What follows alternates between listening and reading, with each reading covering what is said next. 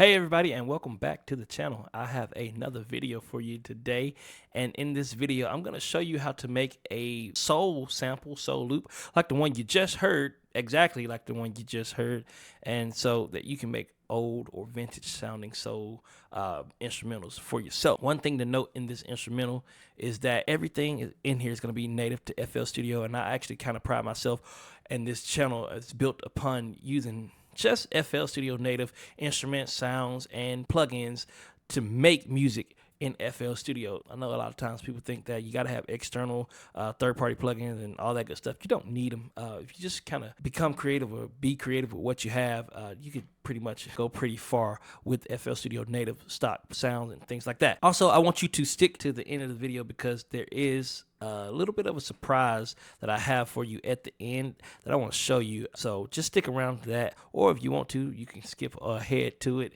I will have the chapters in the description. So without any further ado, let's just get right into it. The first thing that I want to note about this instrumental is that this is not in the regular 4/4 timing. This is in 3/4 timing. And there's a lot of popular songs out nowadays that do have that 3/4 timing, and notice a lot of times that 3/4 timing gives it kind of like that old school feeling to it, that old school vibe, like the song Lose Control by Teddy Swims. It's in 3/4 timing. Now, in order to get your DAW into 3/4 timing, you go over here to options and you can click any one of these MIDI setting, audio general, anyone's gonna take you to the same little thing here, and then you go over here to project and you change this here numerator to 3 and you keep the denominator at 4, and that's gonna change your grid in FL Studio. So the first thing I did, aside from changing the grid, the timing, I went over to my direct waves and I grabbed this Rhodes Piano. You can find it in instruments and then go to keyboards, and it's right here, your Rhodes Piano, and I built the chords that we see here. Only really using two chords. We're using in the key of C minor, we're using a C minor, and we're using the G minor.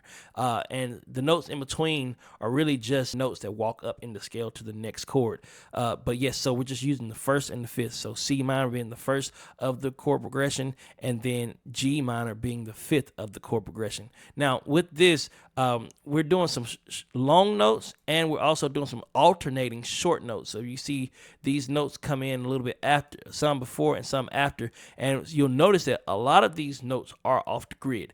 That is super important when it comes to making music like this. You don't want it to be on the grid. A lot of times that soul comes from things kind of just being off the grid, not being played exactly on like that robotic kind of feel. And also you want to make sure you look at your dynamics. You don't want everything to be playing at the exact same volume. That's just going to help. Dynamics plays a very big role, not in just soul music, but in a lot of different music. It brings that feeling that you're looking for. What we're doing is we're just playing the chord up top with just the notes down the bottom, and then we're playing the notes again, alternating once again, just the notes, and then at the end we're doing a hit, just a little hit of the chord itself, and then we're walking up from the C up to the G, and in between we're just hitting the E flat, and we're hitting the F, and it's going to take us right to the G, and we repeat the exact same thing, only this time we walk it back down, and when we walk it back down, we hit that G twice. And now we're not hitting chords. Like I said, we're just hitting notes. So these are octaves. So these are all Gs, and then these are all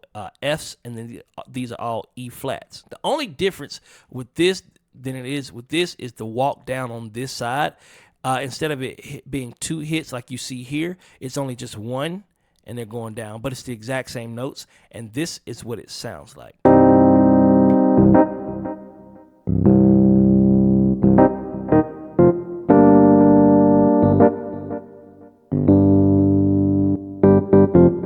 The only plugins I have here is the Parametric EQ, cutting out some of the highs and some of the lows and a little boost of that warmthness.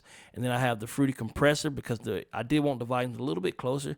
They were a little bit farther away. I got some reverb on it, and I also have some delay, all of which are native to FL Studio. After I did the Rhodes Piano, I did the bass, and this bass is also found in our pack. So we go to Legacy instruments and we go to bass. It's going to be the first bass we see here. Now the bass is doing the exact same thing that the piano is doing. It's just not doing the exact same chords up at the top, and it's missing a few of the hits. But if we were to play it, it's going to sound like this.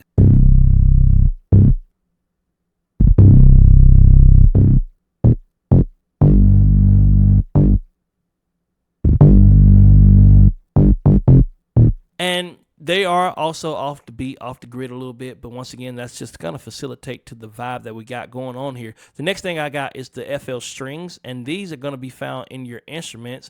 If you go to orchestral, these are going to be string section. You have a string, you have the string solo, but we're using the string section here.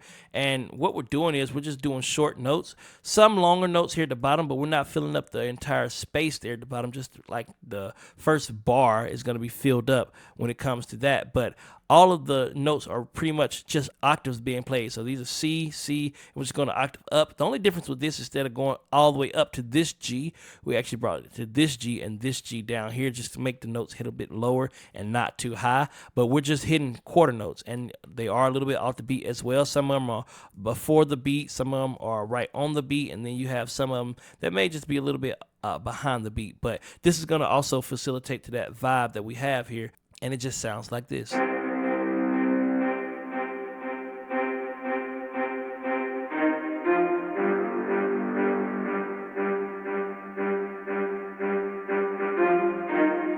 And the only thing that I have on the strings here is going to be a parametric or fruity EQ. I got a wave shaper just to kind of give it a little bit of saturation, threw some reverb on it, and then I threw on the another parametric EQ to just kind of box everything in.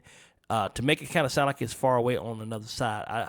On my mixer, I actually have that pan to the left, so it sounds like the string section is on that side. After that, I did the pad here, and this pad is actually, you can't find this pad in FL Studio because this is a pad that I made, and it's going to be coming out in my latest preset pack, but this pad was made in SAW, and it's called Skyline, and I will have this preset pack out pretty soon. I do say at least by October, this preset pack should be out, so make sure you stay tuned if you want to kind of get these presets. But I do have those presets. The thing about SAW is it is an FL Studio native plugin. The only problem is that it doesn't come with every edition of FL Studio. So you can pull the plugin up, but sometimes it's sitting in trial mode, where as you'll see right up at the top, it'll say trial mode, and that just means the sound drops out every once in a while. You can still use it to make some sounds. You just have to either record it or export those that media out as a wave file, and then you gotta kind of catch it before the sound drops out. But this is only doing the chords here, and it's not doing the whole chord, or it's not doing the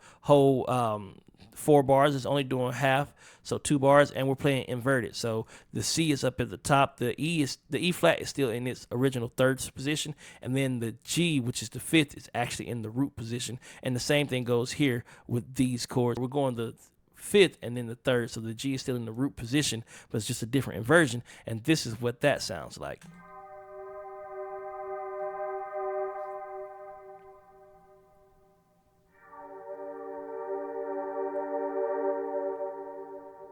And that is to just kind of fill up some of that vibe on the sides here. So what I got going on when it comes to the pad is just the EQ, kind of cleaning up the low end and taking out a lot of the high, and then I got a spreader because, like I said, I wanted to fill up that side information, so I wanted to be wide. And as you'll notice, it's not taking up, like I said, all of the bars because you want this silence. Believe it or not, silence can do a lot in an instrumental. You don't have to fill up all the space, and it leaves room for other things like our strings here. This is the electric piano, and the electric piano can be found in the instruments as well. If you go to keyboards, and it's the electric piano here, and there's nothing really special with the electric piano. It's literally just following the exact same. I literally just copied it from the Rhodes Piano and pasted it, and then on the mixer it's just playing a little bit lower, and it's playing a little bit to the right side, but this is what that sounds like.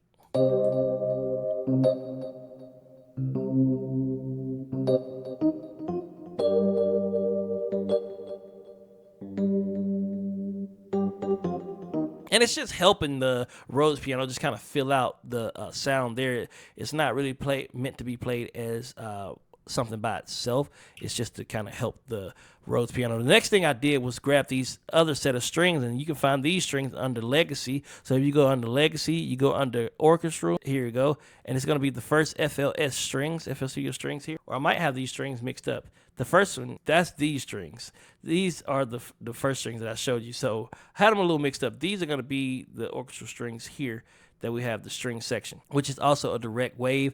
And this is where we kind of start finding our counter melody.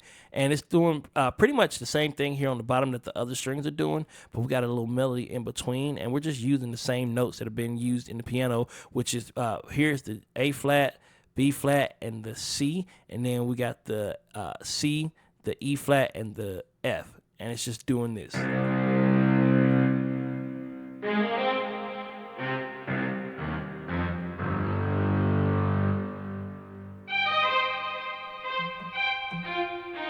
What I have on the strings here is kind of a lot, actually. I got the parametric EQ, got a wave shaper here to also give it some saturation. I have the reverb, I have some delay, Panomatic just to kind of move it back and forth, and another EQ just to kind of clean up everything that we did there.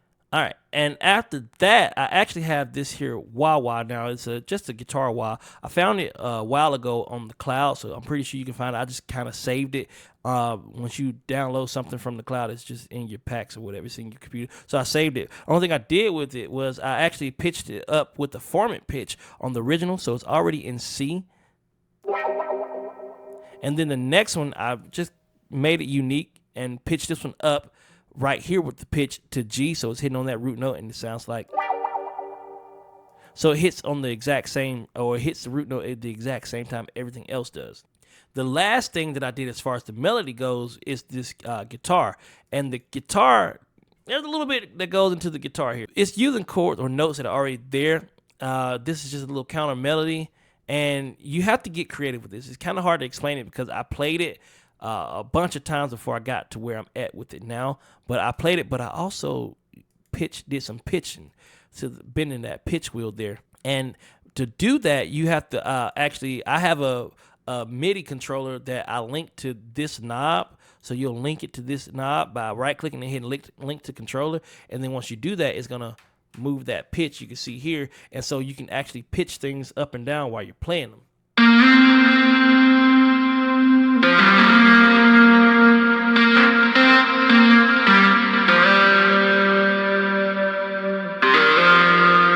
So that's really all that's going on there, and you'll see that I'm hitting notes that are like in the scale, but right here I'm hitting a B flat, but I'm pitch bending it, if you look right here, up to a C. That's why that number 2 is actually pretty important there.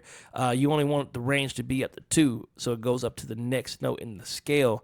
If you do 12, it's going to go all the way up an octave, but that's really all I'm doing here, and I actually have Hardcore on here. Hardcore is a native FL Studio plugin, but like software, it's not in every edition available. It cuts out the sound, but you can also do this by using a fast distortion, some reverb, and delay with some of these similar settings. This setting right here is a preset that I created, which will also be in my preset pack when I release it. But other than that, I put on a parametric EQ to kind of clean up some of the low and some of the high end. And this is what that sounds like.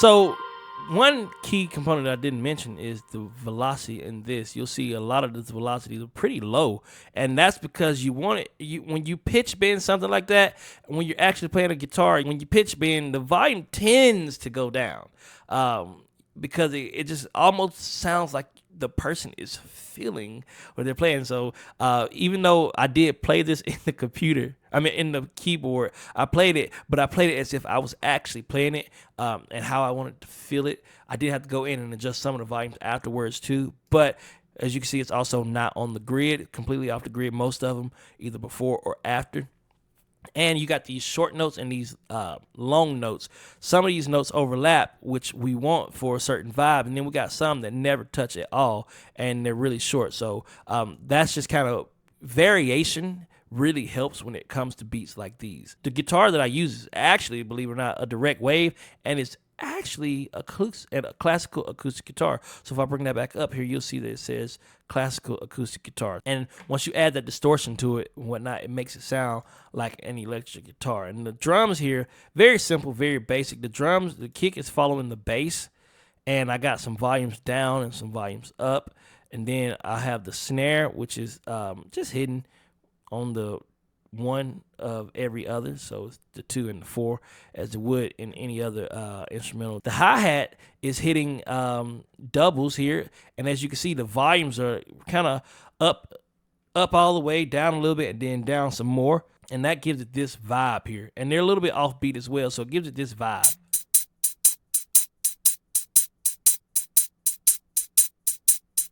These are all found in FL Studio, so the kick itself is one of my favorite kicks. It's blended, so this kick is also blended with this kick to make it sound like what it sounds like now. Then I have the hi-hat, which is also found in FL Studio. I do believe this hi-hat is an open hi-hat, and if I locate it in my browser, it's this hi-hat here, and it's found in your legacy kits. The 5th kit, if I go to the kick drum and I locate it in the browser, this is also in your kits, and it is found in your legacy kit 2. And I favored it, so I didn't have to keep going back to look for it.